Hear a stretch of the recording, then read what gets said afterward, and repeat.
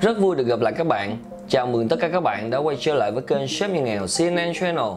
Và hôm nay Chef Nhà Nghèo sẽ hướng dẫn cho các bạn một loại bánh mà nguyên liệu chính của nó đó chính là phô mai và được kết hợp với bánh Oreo mà các bạn trẻ đang rất là yêu thích. Đó chính là món bánh Oreo Cheesecake.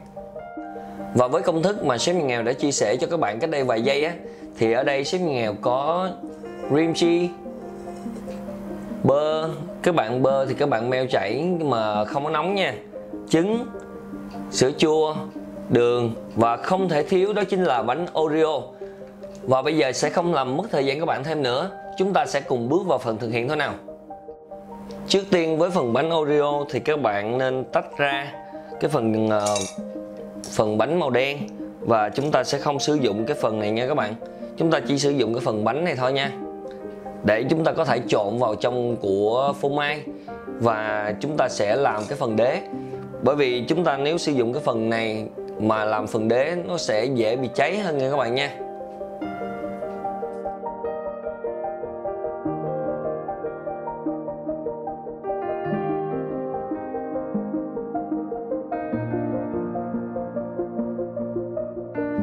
Và sau khi các bạn đã tách cái phần ruột của bánh Oreo ra rồi thì các bạn sẽ bóp nhuyễn cái phần này nha, bóp vụn ra để chúng ta phân nửa chúng ta sẽ làm cái phần đế của bánh và phân nửa chúng ta sẽ cho vào trong cái hỗn hợp phô mai nha các bạn nha.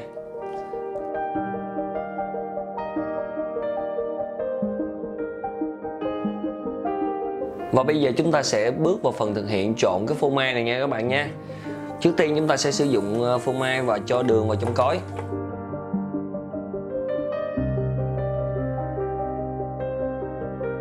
Các bạn sẽ trộn cái phần phô mai và đường này cho đến khi đều thì thôi nha các bạn nha.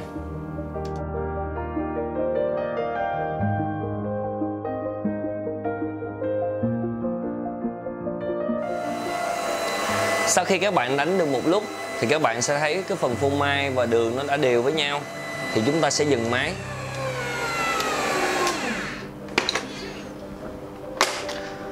Bởi vì chúng ta sẽ cần phô mai và đường nó đều với nhau, thành ra các bạn nên vét lại bằng tay. Cái phần mà phô mai nó chân thành như vậy nè, các bạn nên vét lại. Sau đó chúng ta sẽ trộn thêm một lát nữa nha các bạn. Bởi vì cái phần mà phô mai á, nó dính ở chân thành thì nó sẽ không có đều với đường. Chúng ta sẽ vét xuống và chúng ta sẽ đánh thêm một lần nữa cho đều hơn. Đến lúc này các bạn sẽ thấy là phô mai và đường nó đã đều với nhau rồi thì chúng ta sẽ tắt máy nha. Các bạn hãy vét cái phô mai cho nó xuống cái phần dưới cối. Vét ở trên thành cho nó xuống phần dưới cối nha.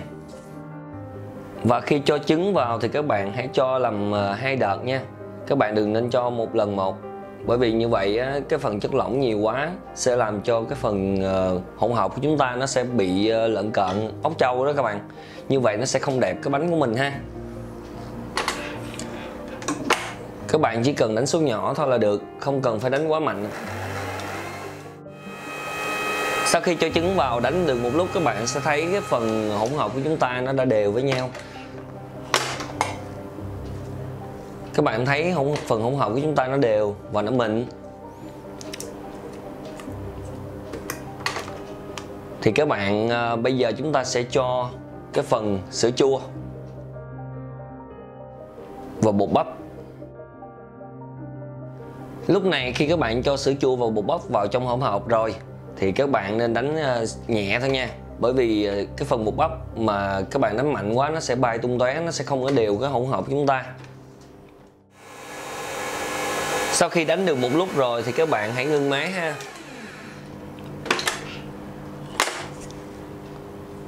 Mỗi công đoạn thì các bạn nên vét bằng tay cái hỗn hợp ở trong cối một lần. Như vậy thì cái sản phẩm của chúng ta nó sẽ đẹp và nó mịn màng hơn nha các bạn nha. Và bây giờ chúng ta sẽ cho hết cái lượng trứng còn lại vào.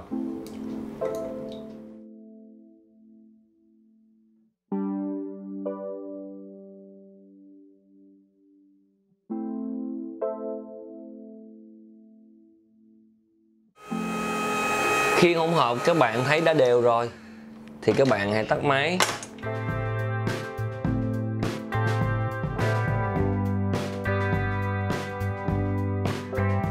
Và lúc này chúng ta sẽ cho bơ vào. Các bạn nên nhớ bơ thì chúng ta chỉ cho phần bơ meo đã tan chảy nhưng mà không nóng nha các bạn. Bởi vì trong hỗn hợp của chúng ta nó có cái phần trứng. Nếu các bạn sử dụng bơ quá nóng sẽ làm chín cái phần trứng ở trong hỗn hợp của chúng ta.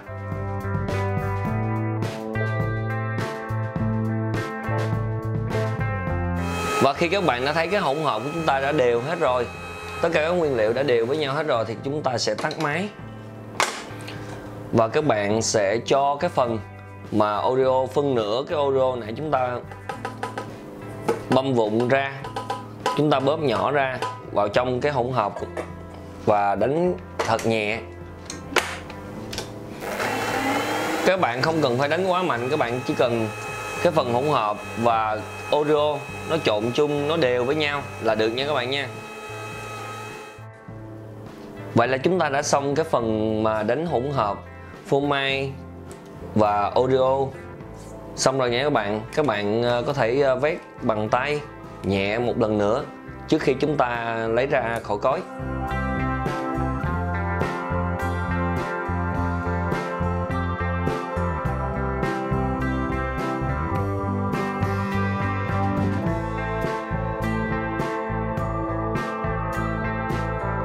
Và trước khi chúng ta nướng bánh thì các bạn sẽ cần một cái đế bánh thật là thơm.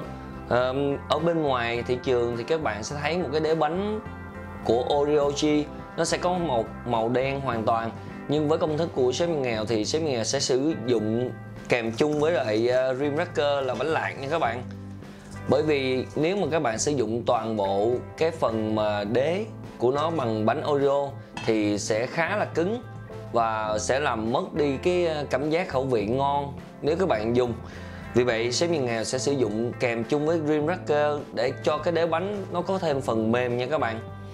Và đây là Dream Cracker thì Chef Nhân Nghèo sẽ bóp vụn ra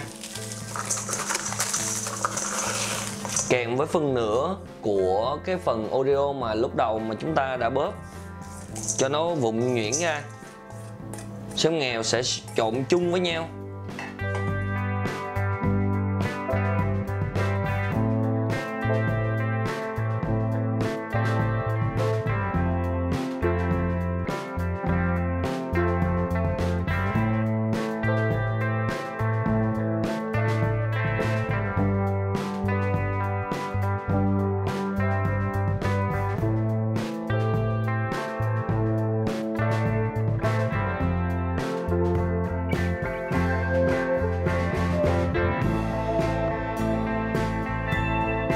Và sau khi các bạn đã trộn cái phần đế bánh xong rồi thì chúng ta sẽ chuẩn bị cái phần khuôn ha.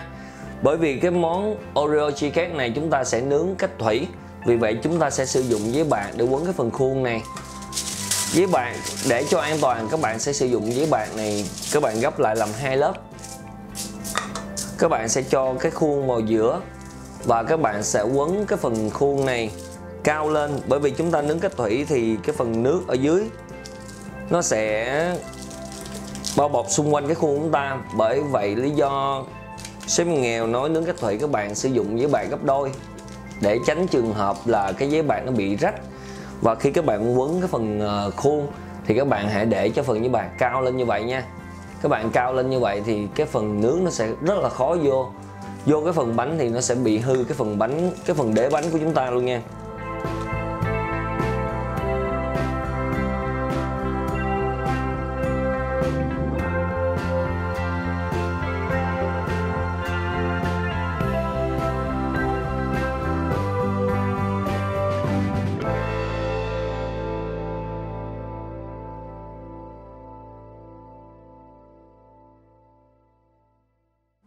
Và bây giờ chúng ta sẽ cho cái phần đế bánh vào trong khuôn nha các bạn.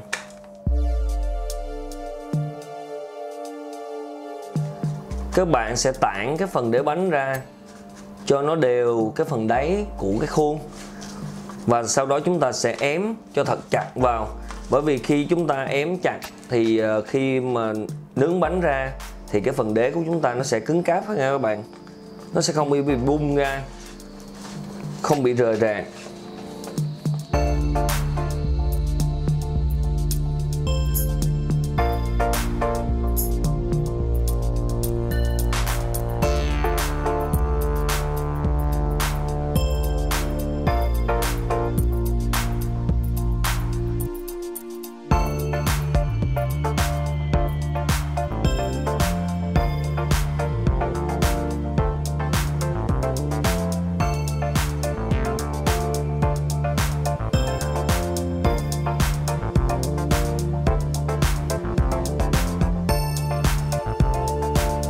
Và sau khi đế bánh đã ra khỏi lò thì các bạn để một vài phút cho cái nhiệt độ hạ xuống một tí, nhưng vẫn còn hơi ấm ấm nha các bạn.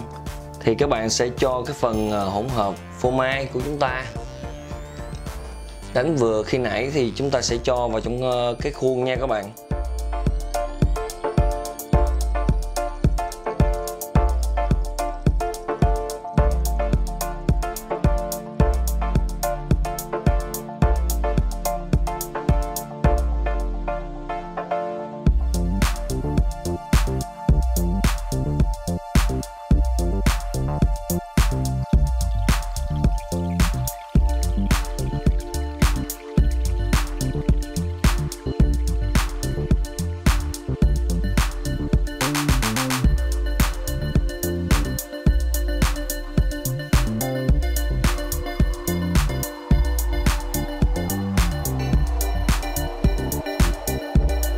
Sau khi bánh ra khỏi lò thì bạn hãy để cho bánh nguội một thời gian rồi bạn hãy ao ra khỏi khuôn nha.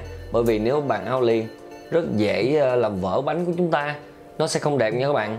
Và các bạn sẽ cần một con dao nhọn, các bạn sẽ rọc xung quanh cái viền của cái thành bánh.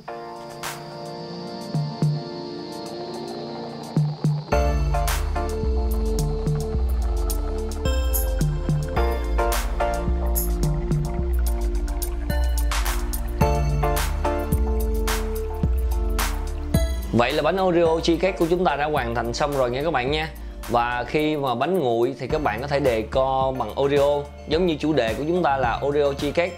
Các bạn có thể decor bằng Oreo hoặc các bạn có thể decor bằng trái cây hoặc bằng sô cô la, tùy thích theo ý thích của các bạn thôi nha. Và trong quá trình mà các bạn xem cái món Oreo cheesecake này, nếu các bạn có bất kỳ thắc mắc nào hãy để bên dưới phần comment, Sếp Nhân Nghèo sẽ trả lời cho các bạn trong thời gian sớm nhất thôi. Và đừng quên, nếu thấy hay thì hãy like, share, subscribe kênh Sếp Nhân Nghèo xem như một lời ủng hộ và động viên cho mình nhé. Hẹn gặp lại các bạn trong một video clip khác. Chào tạm biệt.